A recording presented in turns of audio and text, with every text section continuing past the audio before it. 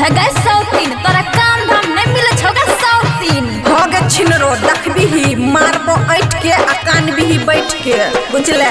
DJ Manish खुशी recording studio बलुआहा।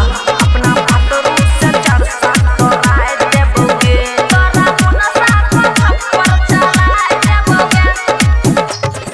हे गे मन के सब बढ़ल सौती की कहले हम छुराए देबोगे। हो गे भचिया हे गे मन के सब बढ़ल सौती देखबे हम छोराए देबोगे। अपना मुनसा से अपना सैया से चरसा तोराए देबोगे। अपना भातरू से चरसा तोराए देबोगे। हे गे ससुर भसुर के सब लाज सई खौकी हम हटाए देबोगे।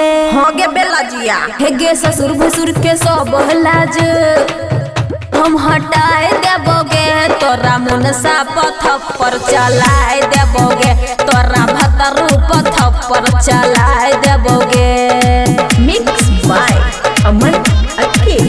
तोरा भतरू थप्पड़ चलाए देबोगे। हे गे कह नहीं जानो छो छिनरिया रोजे घूमै छी हटिया बजरिया। हे गे कह नहीं जानो छो छिनरिया रोजे घूमै छी हटिया बजरिया। खुशी रिकॉर्डिंग स्टूडियो बलुआहा। हे गई सब करम कर के हे गई मौगी बनै छी बड़ा सतवर्ती मौगी। हे गई सब करम कर के हे गई मौगी बनै छी बड़ा सतवर्ती मौगी। हे गई साई तोहर कमावे जाय छौ रोजे खगरिया।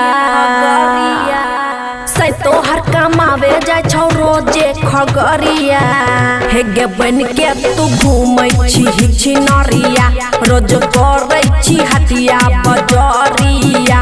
हे गे बन के तू घूमै छी छिनरिया रोज करै छी हटिया बजरिया। हे गे सब दिन के ऐठल तोहर अच्छा हम छोड़ाए देबोगे।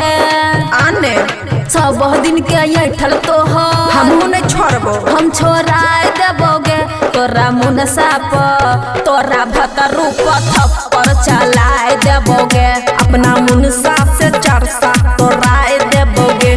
खुशी रिकॉर्डिंग स्टूडियो बलुआहा।